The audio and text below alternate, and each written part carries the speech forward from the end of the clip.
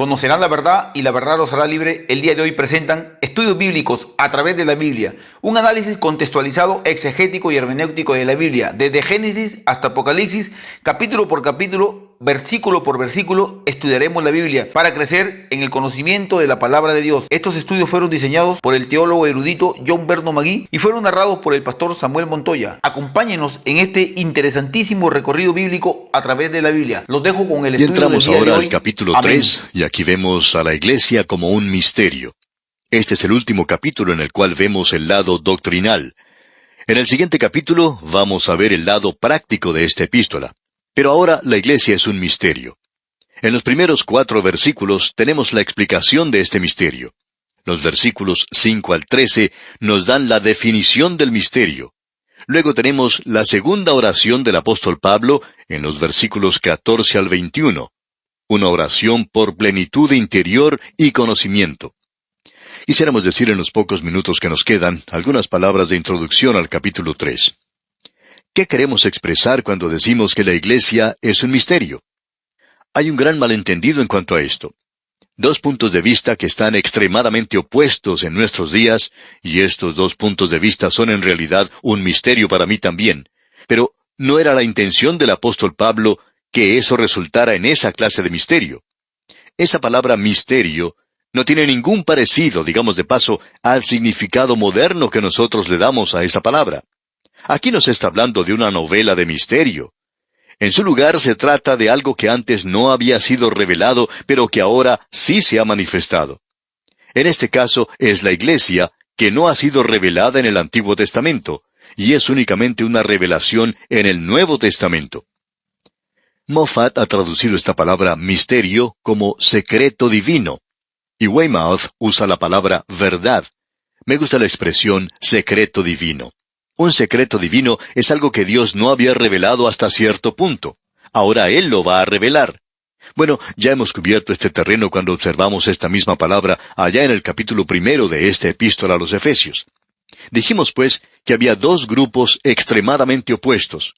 Uno de esos grupos ignora la declaración del apóstol Pablo de que la iglesia no es una revelación del Antiguo Testamento. Esta gente trata a la iglesia como la continuación de Israel en el Antiguo Testamento, y ellos se apropian de todas las promesas que Dios le había hecho a Israel. El Dr. Ironside tuvo en su poder una Biblia en la que se leía en los libros de los profetas del Antiguo Testamento algunos capítulos con la siguiente inscripción: bendiciones para la iglesia. Y era algo para Israel. Luego en otra parte de esa misma Biblia decía maldiciones para Israel. Es interesante notar que la iglesia se apropiaba de las bendiciones, pero dejaba las maldiciones para Israel. La verdad es que ambas pertenecían a Israel, debemos decir de paso. El otro grupo le da demasiado énfasis a la declaración de Pablo cuando dice, me fue declarado el misterio y mi conocimiento en el misterio de Cristo.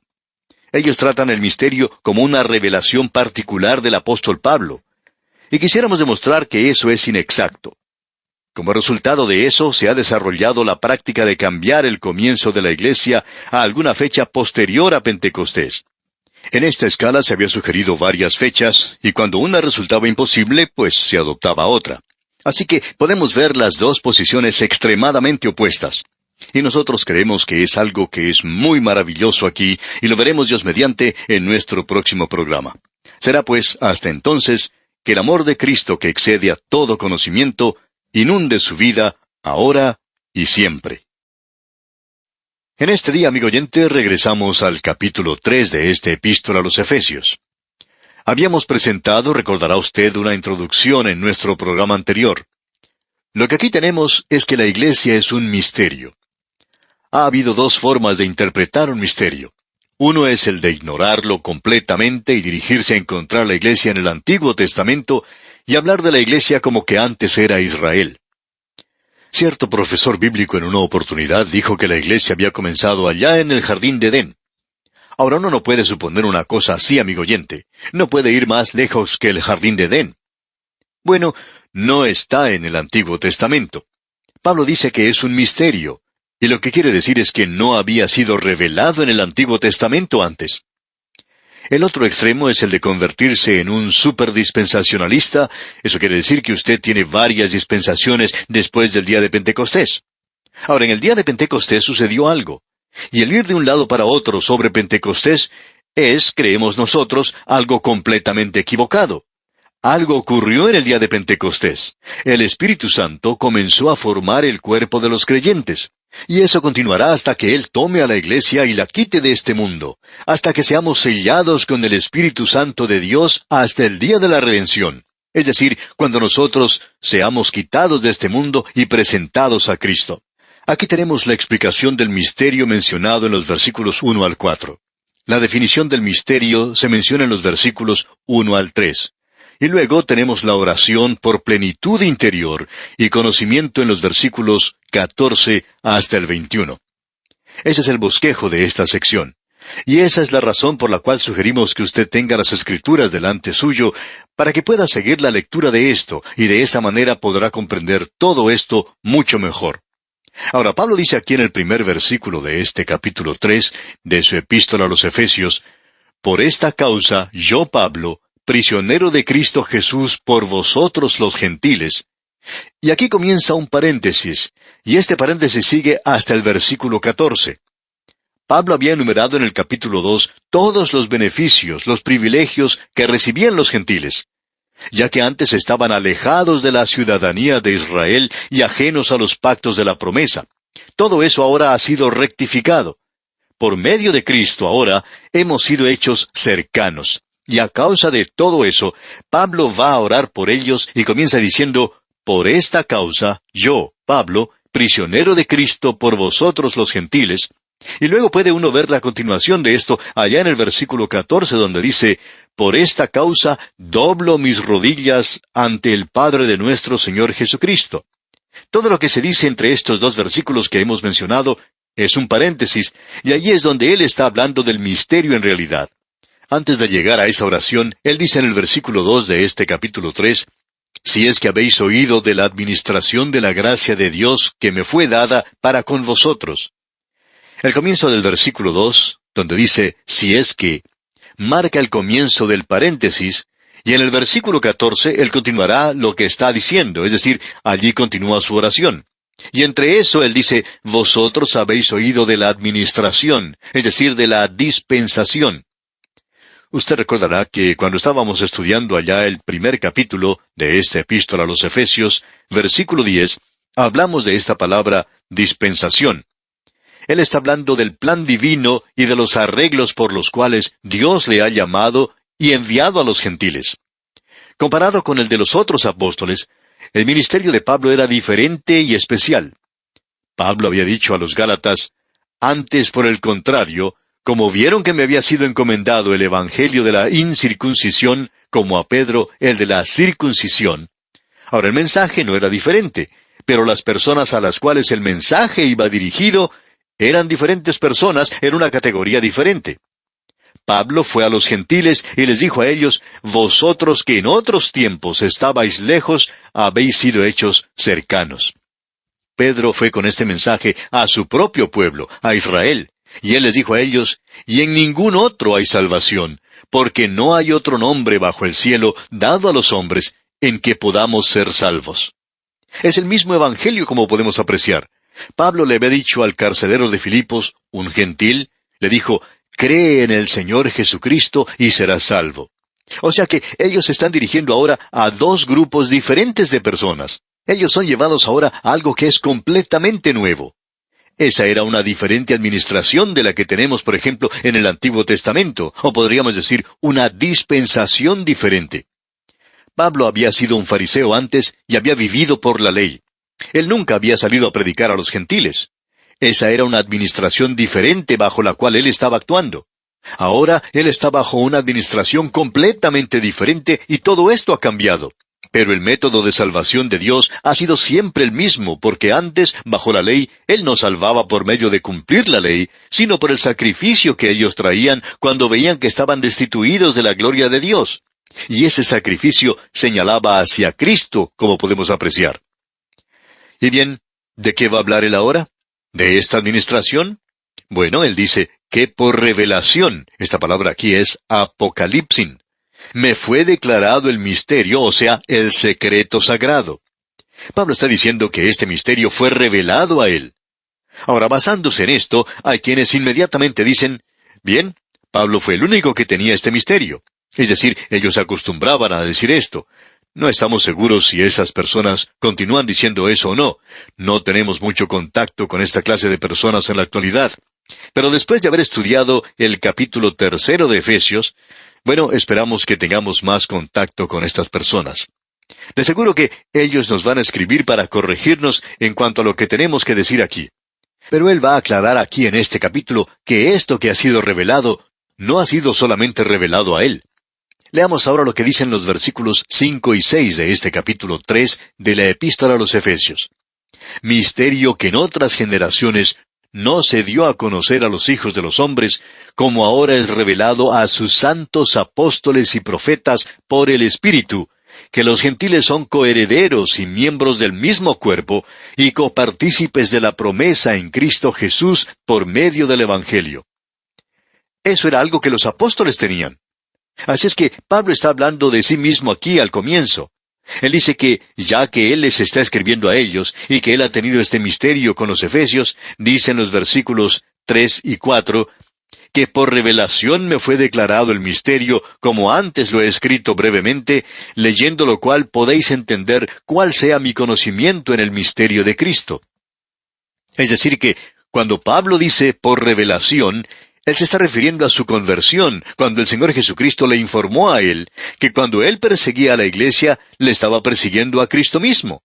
La iglesia era el cuerpo de Cristo, y Pablo descubrió por primera vez que Dios estaba haciendo algo completamente nuevo, que la iglesia había llegado a existir, y eso, como usted puede ver, ocurrió en el día de Pentecostés.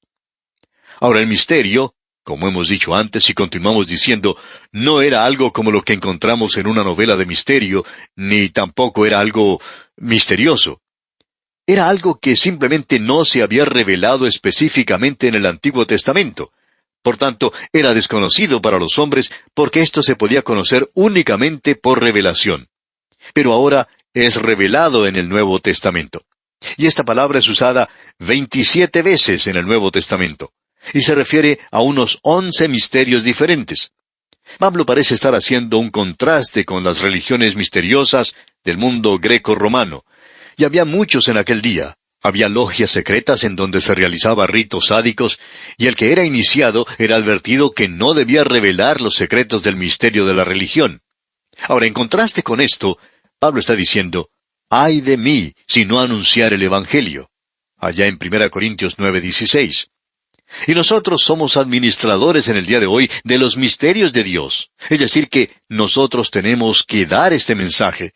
Esto no es algo que debemos guardar en una logia secreta. Esto es algo que debe ser predicado desde las terrazas de los hogares. Pablo había hecho una breve referencia al misterio allá en el capítulo 1, versículo 9 de esta epístola, como usted puede recordar. Él dijo, dándonos a conocer el misterio de su voluntad, según su beneplácito, el cual se había propuesto en sí mismo.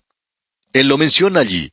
Luego usted continúa leyendo y encuentra que nuevamente Pablo hace mención de este asunto del misterio en el 2 capítulo, versículo 14, donde dice, porque Él es nuestra paz, que de ambos pueblos hizo uno, derribando la pared intermedia de separación. Y esto es algo que no había sido revelado antes, como podemos apreciar. En ese sentido, era un misterio. Y luego en el versículo 15 dice, aboliendo en su carne las enemistades y la ley de los mandamientos expresados en ordenanzas, para crear en sí mismo, de los dos, un solo y nuevo hombre, haciendo la paz. Esto era algo que no había sido revelado antes. El misterio es que Cristo ha resucitado. Él es la cabeza de un cuerpo nuevo formado de judíos y gentiles y de todas las tribus y pueblos de la tierra. Esto no había sido revelado en el Antiguo Testamento. Pablo había dicho allá en su epístola a los Romanos capítulo 16 versículo 25, y al que puede confirmaros según mi evangelio y la predicación de Jesucristo, según la revelación del misterio que se ha mantenido oculto desde tiempos eternos. Él aclara aquí de qué es que está hablando. El misterio no había sido revelado antes. Y allá en su carta a los Colosenses, capítulo 1, versículo 26, él dice, «El misterio que había estado oculto desde los siglos y edades, pero que ahora ha sido manifestado a sus santos». Si alguna persona va al Antiguo Testamento y dice que allí la iglesia es mencionada, pues esa persona está conociendo algo que aparentemente Dios no estaba diciendo. Y podríamos decir que esa persona es casi más inteligente que el mismo Señor. Ha usurpado su lugar porque está diciendo algo que el Señor no ha dicho, ya que Él no lo había hecho saber entonces en el Antiguo Testamento. Aparentemente, estas personas saben algo que Dios no sabía en el Antiguo Testamento. Amigo oyente, permítanos decirle que el misterio quiere decir que Él no lo había revelado en el Antiguo Testamento. Y ya que Él no lo había revelado, no se encuentra allí. Ahora, en los versículos 5 y 6 de este capítulo 3 de la Epístola a los Efesios, tenemos la definición del misterio. Leamos lo que aquí dice, versículos 5 y 6. «Misterio que en otras generaciones no se dio a conocer a los hijos de los hombres, como ahora es revelado a sus santos apóstoles y profetas por el Espíritu, que los gentiles son coherederos y miembros del mismo cuerpo y copartícipes de la promesa en Cristo Jesús por medio del Evangelio». Pablo clarifica aquí lo que él quiere decir cuando dice misterio. Hay un contraste bien definido entre los hijos de los hombres en las generaciones pasadas y los apóstoles y los profetas de la iglesia. Nadie en el Antiguo Testamento tenía ni siquiera un rayo de luz en cuanto a la iglesia. Y es revelado ahora a los santos apóstoles. Santos porque ellos han sido separados para esta labor por Dios. Y los profetas son definitivamente profetas del Nuevo Testamento. El Espíritu Santo es el maestro de este misterio. El Señor Jesucristo mismo dijo esto allá en el capítulo 16 del Evangelio según San Juan, versículo 15, donde dice, «Todo lo que tiene el Padre es mío. Por eso dije que tomará de lo mío y os lo hará saber». ¿Y cuál es el misterio? Y aquí deseamos hacer una diferencia y esperamos que usted la capte, amigo oyente. El misterio no era que los gentiles serían salvos. El Antiguo Testamento nos enseñaba eso. Permítanos mencionar 2 o 3 pasajes sobre esto. Allí en el libro de Isaías, capítulo 11, versículo 10, dice, «Acontecerá en aquel tiempo que la raíz de Isaí, la cual estará puesta por pendón a los pueblos, será buscada por las gentes, y su habitación será gloriosa». Y una vez más en Isaías, capítulo 60, versículo 3, dice, «Y andarán las naciones a tu luz, y los reyes al resplandor de tu nacimiento». Y en Zacarías, capítulo 2, versículo 11, podemos leer, «Y se unirán muchas naciones a Jehová en aquel día, y me serán por pueblo, y moraré en medio de ti. Y entonces conocerás que Jehová de los ejércitos me ha enviado a ti». Y luego podemos leer en Malaquías, capítulo 1, versículo 11, «Porque desde donde el sol nace hasta donde se pone, es grande mi nombre entre las naciones, y en todo lugar se ofrece a mi nombre incienso y ofrenda limpia, porque grande es mi nombre entre las naciones, dice Jehová de los ejércitos». ¿Cuál es el misterio entonces? Si no era el misterio de que los gentiles iban a ser salvos, ¿cuál era? El misterio era, y ahora escúchenos muy bien, con todo cuidado, amigo oyente, que los gentiles y los israelitas serían colocados en la misma base. Por fe en Cristo son llevados a formar parte del nuevo cuerpo, y que ese cuerpo es la iglesia. Esperamos que haya captado bien lo que dijimos. Y Cristo es la cabeza de ese nuevo cuerpo. Esto, por tanto, ha causado una división triple en la raza humana. Tenemos la siguiente división de la familia humana. De Adán a Abraham pasaron más de 2000 años. Todos eran gentiles. De Abraham a Cristo había judíos y gentiles. 2000 años. Bien, ahora llegamos a la época de Cristo, el día de Pentecostés, hasta el rapto. Y de eso ya han pasado un poco más de 2000 años. Judíos, gentiles y la iglesia de Dios. Y eso es exactamente lo que Pablo dijo, como vimos antes allá en la primera epístola a los Corintios, capítulo 10, versículo 32, donde dice, «No seáis tropiezo ni a judíos, ni a gentiles, ni a la iglesia de Dios». Pablo incluyó a la familia humana cuando dijo eso. No existe un cuarto grupo, y no es simplemente 2 grupos. Tenemos a Israel, los gentiles y la iglesia de Dios.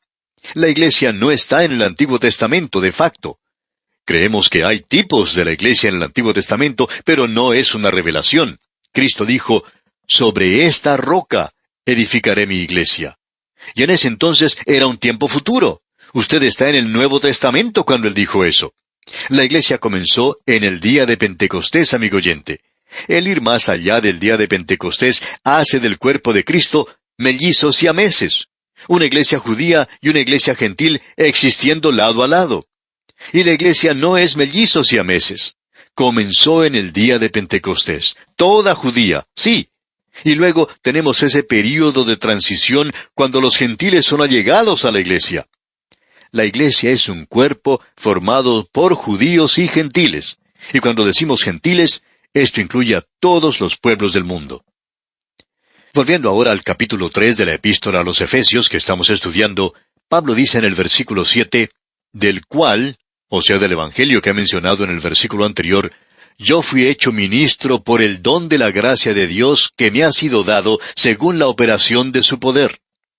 Pablo no está ocupando un lugar de superioridad en el conocimiento del misterio en virtud del hecho de que era un apóstol a los gentiles. Él solamente toma el título de diácono, un obrero o ayudador, o un diácono. Fue un don de la gracia de Dios lo que lo transformó a él de la persona que era antes, Saulo, un fariseo orgulloso que perseguía a la iglesia, en Pablo, el apóstol quien ahora era un prisionero por Jesucristo, y lo tomó de un grupo y lo colocó en otro. Y ahora es miembro del cuerpo de Cristo. Todo esto fue realizado por medio de la obra y el poder del Espíritu Santo. Y Pablo tenía tanto el don como el poder.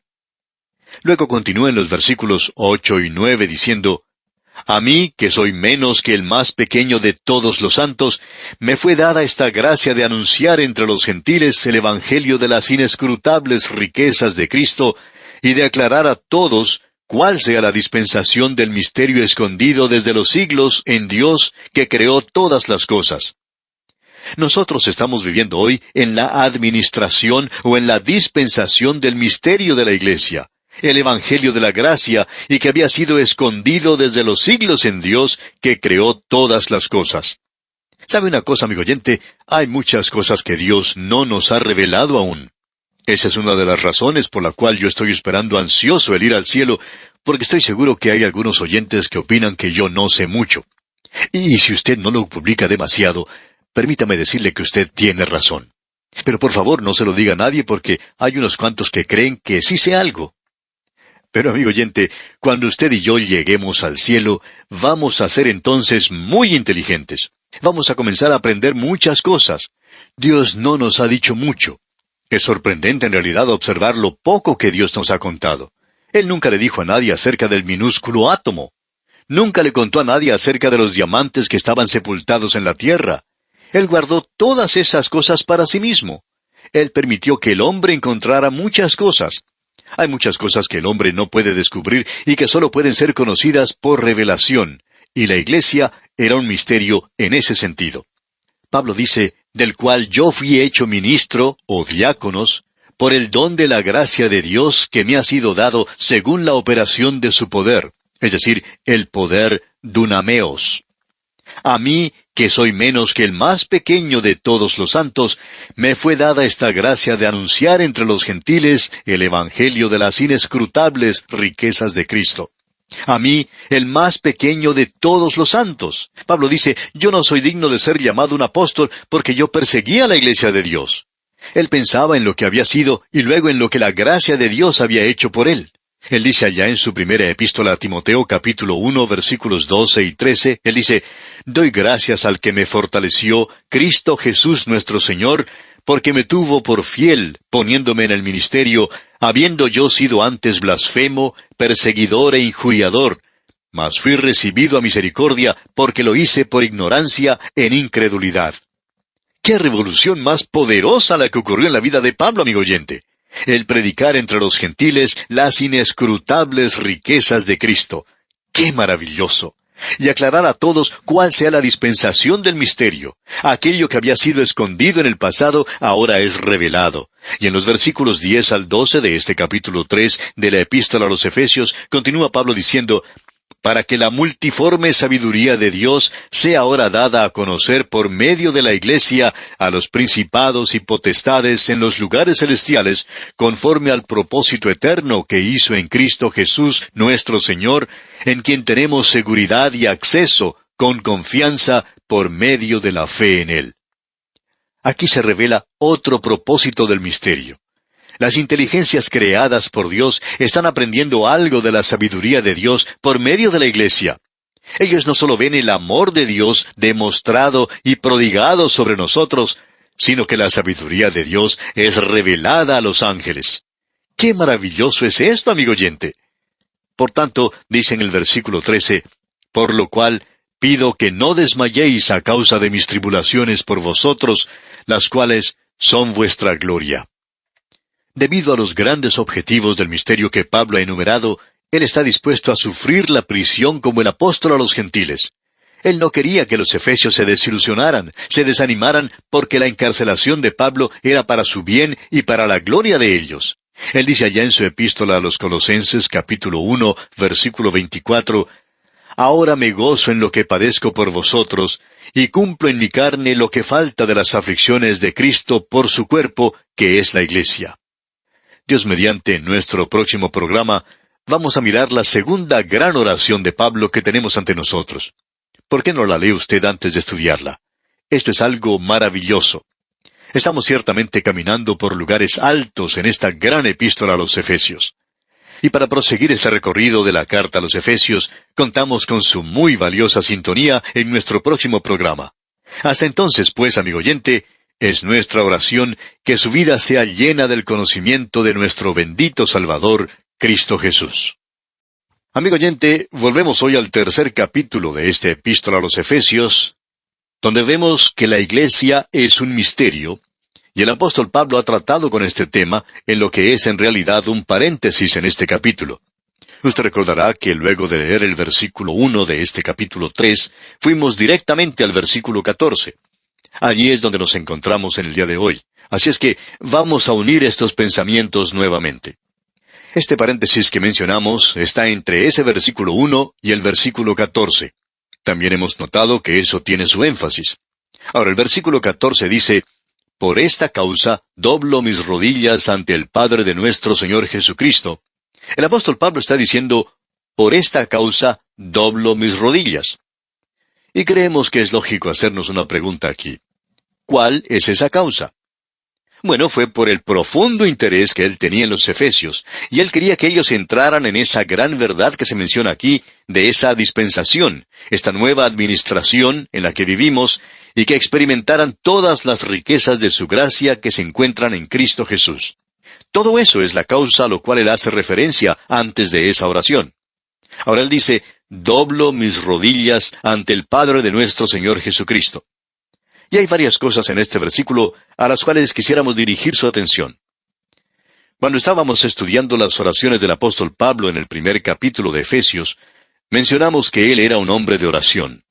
También dijimos que le hemos conocido como un apóstol, un predicador, un maestro, pero no tanto como hombre de oración. Destacamos también algunas de las características de sus oraciones que se encontraban allí.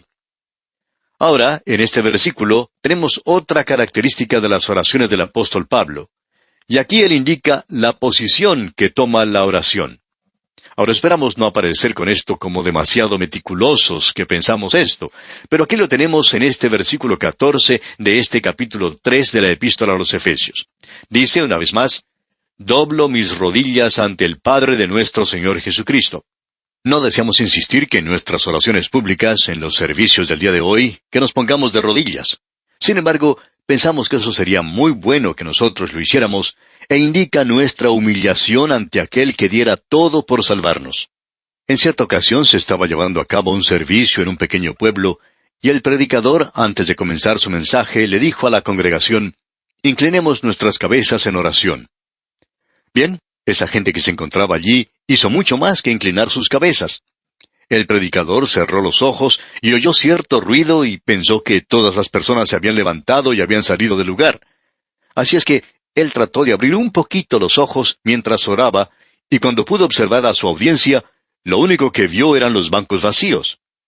Él en realidad pensaba que toda la gente se había retirado. Pero ya que él estaba orando ante el Señor, continuó su oración.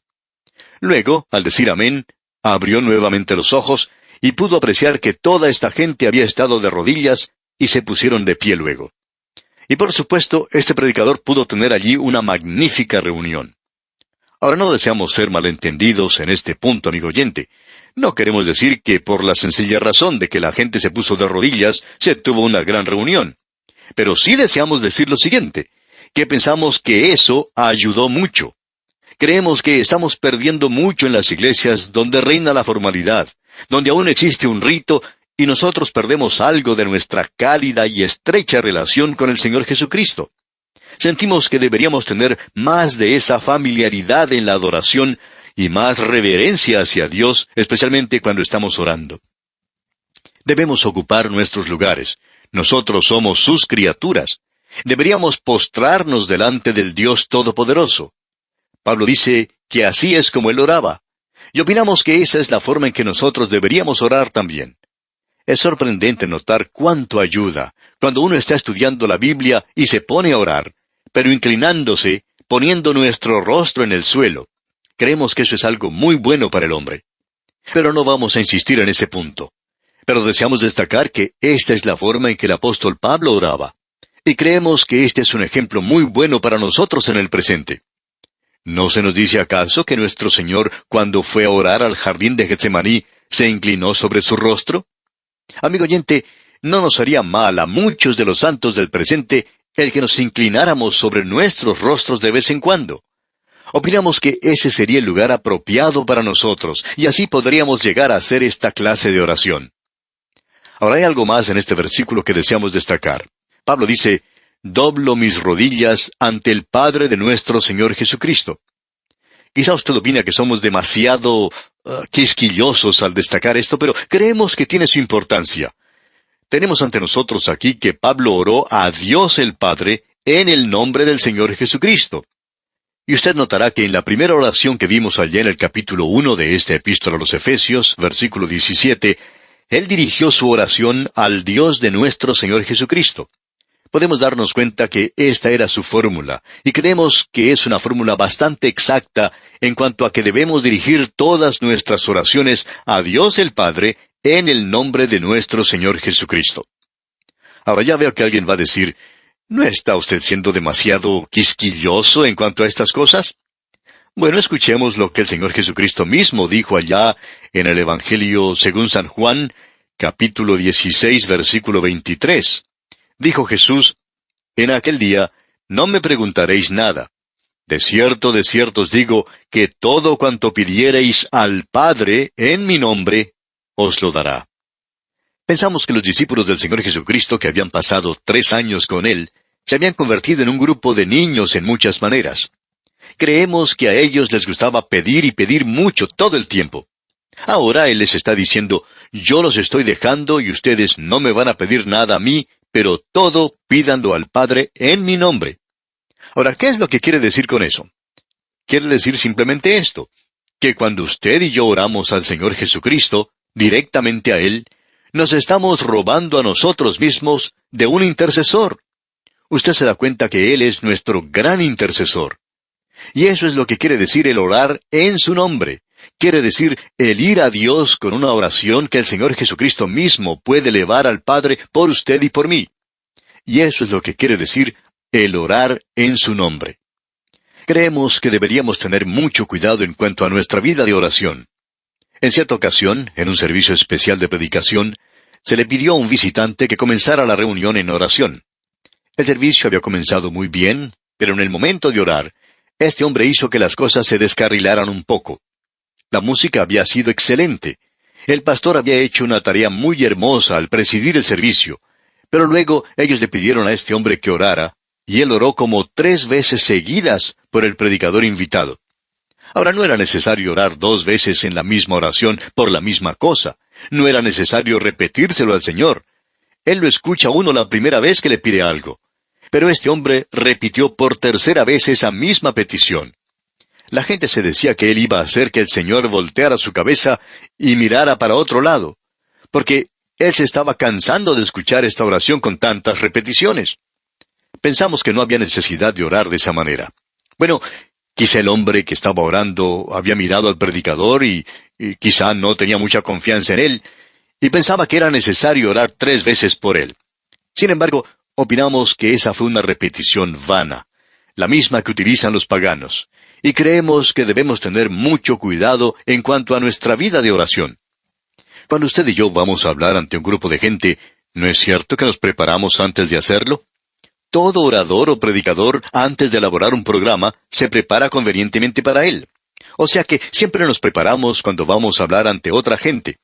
Bueno, entonces, ¿qué es lo que hacemos en nuestra vida de oración, especialmente cuando tenemos que hablar públicamente en un servicio?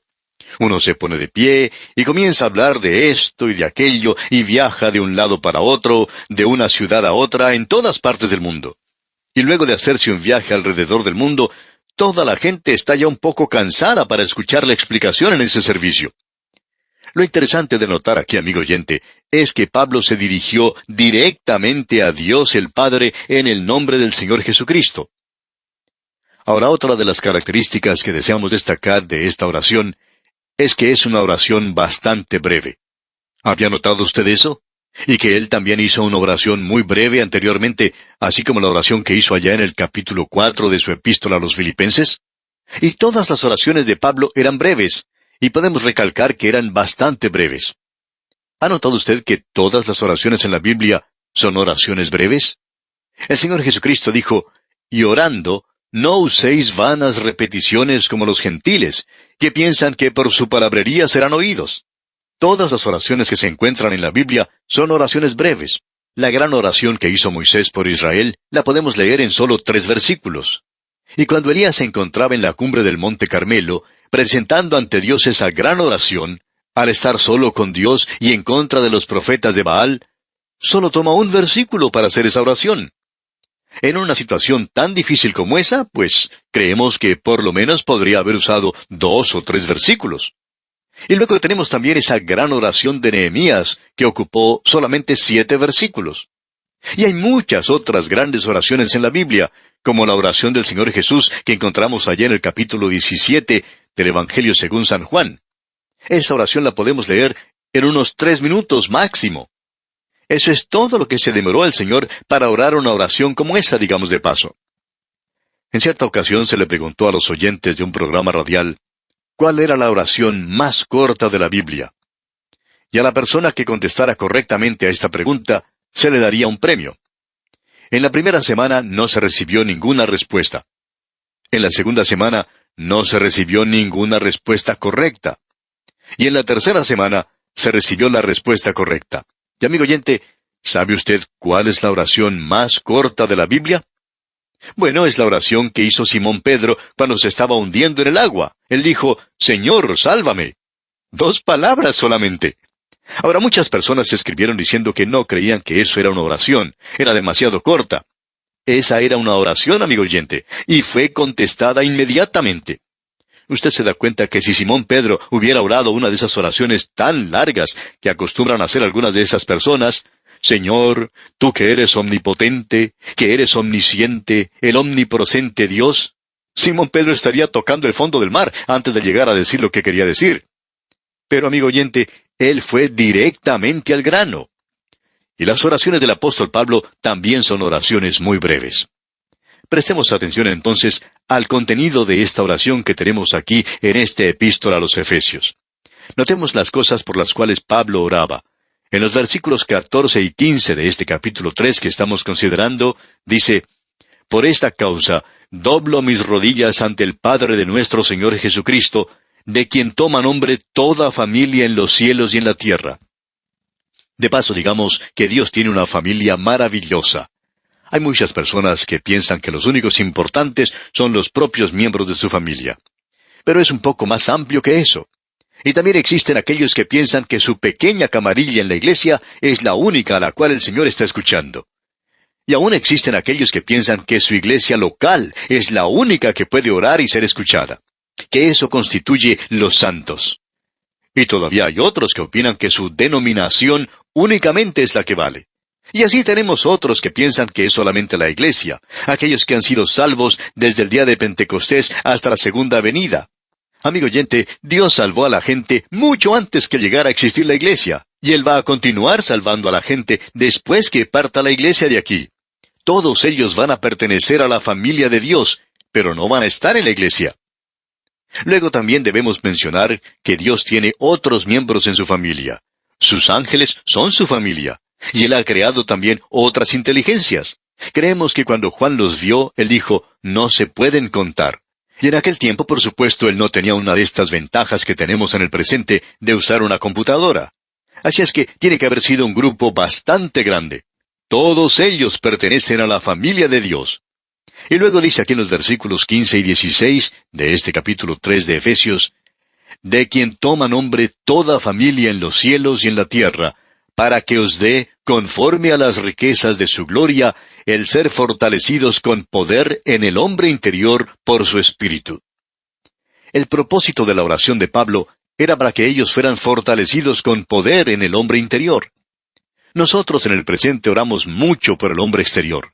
Ahora no nos entienda mal, amigo oyente, creemos que es una forma maravillosa en la cual oramos, el orar por las necesidades físicas de la gente, y el apóstol Pablo lo hacía también. Él oraba por sí mismo, por ese aguijón que él tenía en la carne. Él oró 3 veces por eso. Y es maravilloso saber que Dios se escucha y que Dios contesta las oraciones.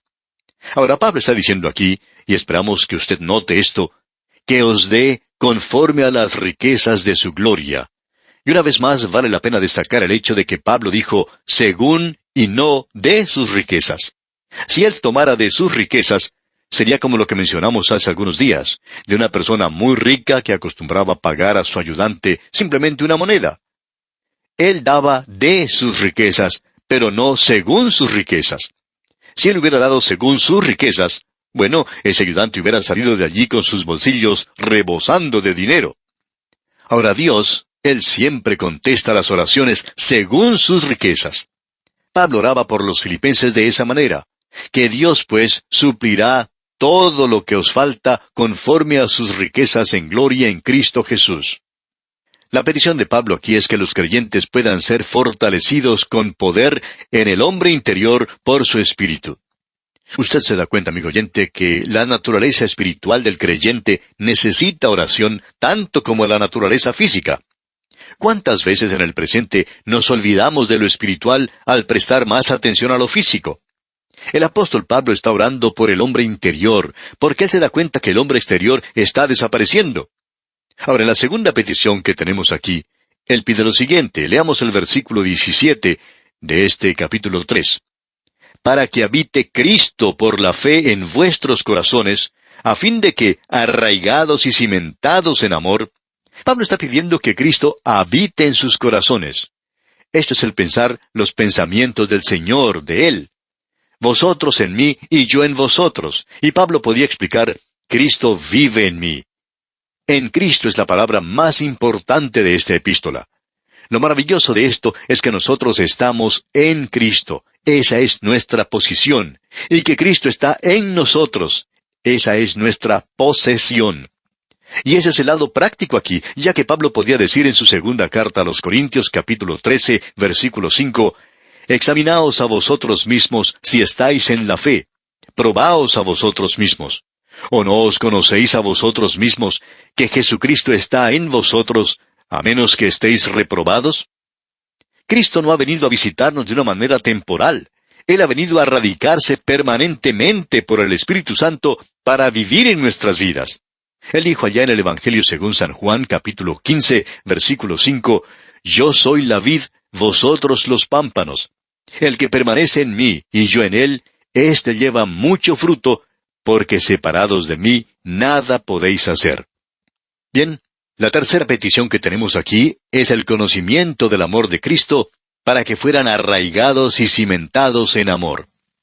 Arraigados aquí es referente a la botánica, esa es la vida. Y cimentados se refiere a la arquitectura, eso es estabilidad. El apóstol Pablo pide que ellos tengan vida y estabilidad, y eso es para todos los santos. Y de conocer el amor de Cristo que excede a todo conocimiento.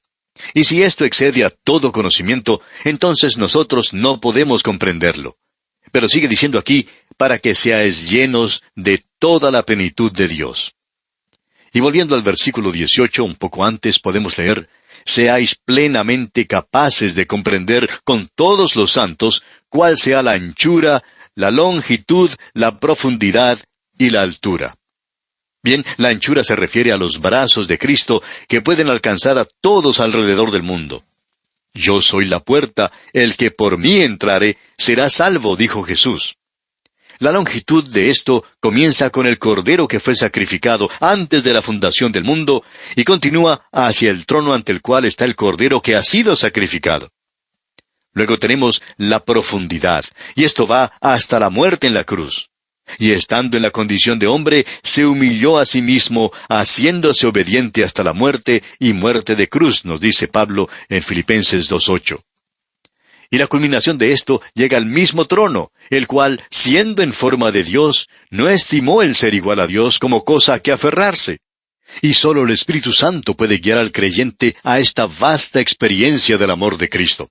Es infinita y es más allá del entendimiento humano, para que seáis llenos de toda la plenitud de Dios, como dice Pablo aquí en el versículo 19.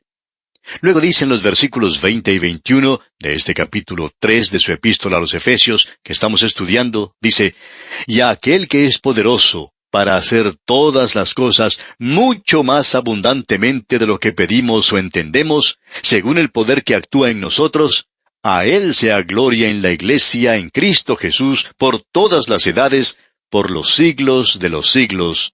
Amén. Por los siglos de los siglos, o sea, a través de toda la eternidad. Esta es una doxología y una bendición. Finaliza la oración del apóstol Pablo y también concluye la primera división principal de esta epístola a los Efesios. Esta es una poderosa erupción de alabanza espiritual. Nos preguntamos si usted, amigo oyente, podría pensar los pensamientos de Dios después de haber oído esto acerca de Él, o al leerlo nosotros, usted pueda decir, estos son mis sentimientos. ¿Podría usted decir eso hoy, amigo oyente? Nosotros ni siquiera somos capaces de tocar el borde de los vestidos de los dones espirituales que Dios está preparando para dar a aquellos que le pertenecen. ¡Qué maravilloso es esto! Que Él nos pueda dar esto sobreabundantemente. ¡Qué bueno es Él! Y qué pequeños somos nosotros.